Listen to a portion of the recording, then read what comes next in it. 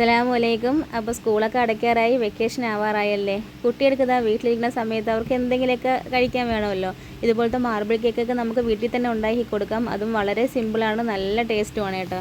അപ്പോൾ അതിനായിട്ട് ഞാൻ നമ്മൾ കേക്ക് ചെയ്യുന്ന ആ ഒരു മോഡിലേക്ക് കുറച്ച് സൺഫ്ലവർ ഓയിൽ ഒഴിച്ചതിന് ശേഷം ഫുള്ളായിട്ട് നമുക്ക് ബ്രഷ് ചെയ്ത് കൊടുക്കാം. നല്ലതുപോലെ തന്നെ നമുക്ക് ബ്രഷ് ചെയ്ത് കൊടുക്കാം കേട്ടോ. ഇനി ഇതിലേക്ക് ബട്ടർ പേപ്പർ ഇട്ട് കൊടുക്കാം. അപ്പോൾ ബട്ടർ പേപ്പർ ഇടുന്ന സമയത്ത് താഴ്വശവും അതുപോലെ തന്നെ സൈഡും മൊത്തത്തിൽ നമുക്ക് ബട്ടർ പേപ്പർ ഇട്ട് കൊടുക്കാം. അപ്പോൾ റിമൂവ് ആക്കുന്ന ടൈമിൽ നമുക്ക് നല്ലതുപോലെ തന്നെ കേക്ക് ഒന്ന് റിമൂവ് ആയി കിട്ടും. അതുകൊണ്ടാണ് നമുക്ക് സൈഡ് ഫുള്ളും ബട്ടർ പേപ്പർ ഇട്ട് കൊടുക്കാം കേട്ടോ. അപ്പോൾ അതങ്ങ് മാറ്റി വയ്ക്കാം. ഇനി നമുക്ക് എന്ത് ചെയ്യാം, ഡ്രൈ ഇൻഗ്രീഡിയൻസ് എടുക്കാം. അപ്പോൾ അതിനായിട്ട് ഞാൻ 250 ml കപ്പിലേക്ക് 2 കപ്പ് മൈദ എടുത്തിട്ടുണ്ട്. 2 ടേബിൾ സ്പൂൺ, വലിയ സ്പൂണാണ് കേട്ടോ, 2 ടേബിൾ സ്പൂൺ പാൽപ്പൊടി ചേർത്ത് കൊടുക്കാം. പാൽപ്പൊടി ചേർക്കുന്ന സമയത്ത് നല്ലൊരു ടേസ്റ്റാണ് ഈ ഒരു കേക്കിന്. പിന്നെ 2 ടീസ്പൂണാണ്, 2 ടീസ്പൂൺ ബേക്കിംഗ് പൗഡറും 1/4 ടീസ്പൂൺ ബേക്കിംഗ് സോഡയും 1/4 ടീസ്പൂൺ ഉപ്പും കൂടെ ചേർത്തതിന് ശേഷം നല്ലതുപോലെ തന്നെ ഒന്ന് മിക്സ് ചെയ്ത് നമുക്ക് മാറ്റി വയ്ക്കാം. നല്ലതുപോലെ തന്നെ മിക്സ് ചെയ്തെടുക്കുക. നിങ്ങൾക്ക് വേണമെങ്കിൽ 2-3 തവണ ഒന്ന് അരിച്ചെടുത്താൽ മതി. ഞാൻ എന്താ ഇപ്പോൾ ഒരു തവണ അരിച്ചെടുത്തതിന് ശേഷം നല്ലതുപോലെ മിക്സ് ചെയ്ത് മാറ്റി വെക്കുന്നുണ്ട്. ഇനി അതേ 250 ml കപ്പിൽ തന്നെ 2 കപ്പ് പൗഡർ ഷുഗറാണ്, പഞ്ചസാര പൊടിച്ചത് ഞാൻ എന്താ ഇതുപോലത്തെ ഒരു ബൗളിലേക്ക് എടുത്ത് മാറ്റി വെച്ചിട്ടുണ്ട്. പിന്നെ 1 കപ്പ് പാലും 100 ഗ്രാം അൺസാൾട്ട് ബട്ടറും കൂടെ ഇട്ട് ജസ്റ്റ് ഒന്ന് മെൽറ്റ് ചെയ്ത് മാറ്റി വെച്ചിട്ടുണ്ട്. ഇനി നമുക്കൊരു പാത്രത്തിലേക്ക് 3 ടേബിൾ സ്പൂണാണ് കേട്ടോ, 3 ടേബിൾ സ്പൂൺ കൊക്കോ പൗഡർ എടുക്കാം. ഇനി അതിലേക്ക് നമ്മുടെ പാലിൻ്റെ കൂട്ടുന്ന ഒരു 2-3 ടേബിൾ സ്പൂണും കൂടെ ഒഴിച്ചതിന് ശേഷം നല്ലതുപോലെ മിക്സ് ചെയ്തിട്ട് നമുക്ക് മാറ്റി വയ്ക്കാം.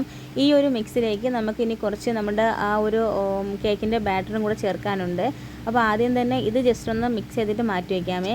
ഞാനിപ്പം സ്റ്റാൻഡ് ബീറ്ററാണ് എടുക്കുന്നത്. നിങ്ങൾക്ക് മിക്സിയാണ് നിങ്ങൾ എടുക്കുന്നതെങ്കിൽ മിക്സിയുടെ ജാറ് നല്ലതുപോലെ തന്നെ കഴുകി തുടച്ചതിന് ശേഷം അതിലേക്കൊരു 4 മുട്ട ചേർക്കണം. ഇപ്പോൾ നമ്മൾ 2 കപ്പ് മാവാണല്ലോ, അപ്പോൾ അതിന് നമുക്ക് 4 മുട്ട വേണ്ടി വരുന്നുണ്ട്. ഇനി 2 ടേബിൾ സ്പൂൺ വാനില എസൻസ് ചേർത്ത് കൊടുക്കാം. ഒരു 3-4 ഡ്രോപ്പ് പൈനാപ്പിൾ എസൻസും കൂടെ ചേർക്കുന്നുണ്ട്. അപ്പോൾ കേക്കിന് നല്ലൊരു ഫ്ലേവറാണ് കേട്ടോ. അപ്പോൾ ഞാൻ ആദ്യം തന്നെ സ്റ്റാൻഡ് ബീറ്ററിൽ ഇത് വയ്ക്കുന്നുണ്ട്. വച്ച് നല്ലതുപോലെ തന്നെ ഈ മുട്ട ജസ്റ്റ് ഒന്ന് അടിച്ചെടുക്കുന്നുണ്ട്. ഇപ്പം ഇത് 10 സ്പീഡിലാണ് ഞാൻ ഇട്ട് കൊടുക്കുന്നത്. ഇട്ടിട്ട് നല്ലതുപോലെ തന്നെ ഫ്ലഫി ആയിട്ട് ഞാൻ അടിച്ചെടുക്കുന്നുണ്ട്. അപ്പോൾ നിങ്ങൾ മിക്സിയിൽ ചെയ്യുകയാണെങ്കിൽ 4 മുട്ട, 2 ടേബിൾ സ്പൂൺ വാനില എസൻസ്, ഒരു 3-4 ഡ്രോപ്പ് പൈനാപ്പിൾ എസൻസും കൂടെ ഇട്ട് ആദ്യം നല്ലതുപോലെ തന്നെ മിക്സിയിൽ അടിച്ചെടുക്കണം. അതിനുശേഷം നമ്മൾ പൊടിച്ച് മാറ്റി വെച്ചിട്ടുണ്ടായിരുന്ന പഞ്ചസാര കുറേശ്ശെ മിക്സിയിൽ ചേർത്ത് കൊടുത്ത് അടിച്ചെടുക്കാവുന്നതാണ്. അപ്പോൾ ഞാൻ ഇതിലേക്ക് ഇപ്പം ആദ്യം മുട്ടയൊക്കെ ഒന്ന് അടിച്ചെടുക്കുന്നുണ്ട്. ഇനി ഇതിൻ്റെ കൂടെ തന്നെ കുറേശ്ശെ പഞ്ചസാരയാണ് ഞാൻ ചേർത്ത് കൊടുക്കുന്നത്. അപ്പോൾ മിക്സിയിൽ ചെയ്യുമ്പോഴും ഇതേപോലെ തന്നെ നിങ്ങൾ ചെയ്താൽ മതി കേട്ടോ. അപ്പോൾ മിക്സിയിൽ ചെയ്തെന്നും പറഞ്ഞിട്ട് ടേസ്റ്റിനോ അതുപോലെ തന്നെ കേക്ക് ബാറ്ററിനോ ഒരു പ്രശ്നം ഉണ്ടാകത്തില്ല, നല്ലതുപോലെ തന്നെ വരും. അപ്പോൾ ഇതിപ്പോൾ നല്ലതുപോലെ ഒന്ന് ഫ്ലഫി ആയിട്ട് വന്നിട്ടുണ്ട്. നല്ലൊരു വൈറ്റ് കളറാണല്ലോ, ഈ ഒരു കളർ ആവുന്നത് വരെ നമുക്ക് അടിച്ചു കൊടുക്കണം കേട്ടോ. ഇനി ഇതിലേക്ക് നമ്മൾ മാറ്റി വെച്ചിട്ടുണ്ടായിരുന്ന മാവിൻ്റെ കൂട്ടുണ്ടല്ലോ, ഡ്രൈ ഇൻഗ്രീഡിയൻസ്, അത് കുറച്ച് ഞാൻ ചേർത്ത് കൊടുക്കുന്നുണ്ട്. ഈ ഒരു ടൈമിൽ ഞാൻ ഏറ്റവും ലോ സ്പീഡിലാണ്, അതായത് 2 സ്പീഡിലാണ് ഞാൻ വെച്ച് കൊടുത്തിട്ടുണ്ടായിരുന്നത്. നിങ്ങൾ മിക്സി ഉപയോഗിക്കുന്ന ടൈമിൽ ആ ഒരു മിക്സിയിൽ നിന്നും പാത്രത്തിലോട്ട് മാറ്റണം കേട്ടോ. മാറ്റിയതിന് ശേഷം കുറച്ച് മാവും അതുപോലെ തന്നെ നമ്മുടെ പാലും ബട്ടറും മെൽറ്റ് ചെയ്ത് വെച്ചില്ലേ, അതും കുറച്ച് ചേർക്കണം. അപ്പോൾ ഞാൻ ഇടവിട്ട് അങ്ങനെ ചേർത്ത് കൊടുക്കുന്നുണ്ട്. അപ്പോൾ നിങ്ങൾ മിക്സിയിൽ ചെയ്യുമ്പോഴത്തേക്കും കുറച്ച് വേറൊരു പാത്രത്തിലോട്ട് മുട്ടയുടെ ബാറ്റർ മാറ്റിയതിന് ശേഷം ഇതുപോലെ കുറേശ്ശെ മാവും പാലിൻ്റെ കൂട്ടും ഒഴിച്ച് മിക്സ് ചെയ്തെടുത്താൽ മതി കേട്ടോ.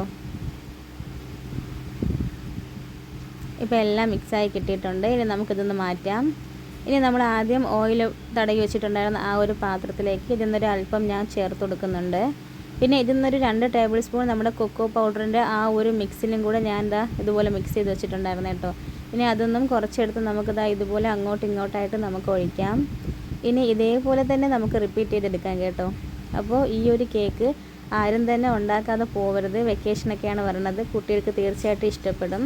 അപ്പോൾ ഇതുപോലെ നമ്മൾ എന്തിനാണ് വെറുതെ കടയിൽ ചെന്ന് വാങ്ങിച്ചു കൊടുക്കുന്നതല്ലേ. അപ്പോൾ ഇതുപോലെയൊക്കെ വീട്ടിൽ തന്നെ മിക്സി ഉപയോഗിച്ച് ചെയ്ത് കൊടുക്കാം.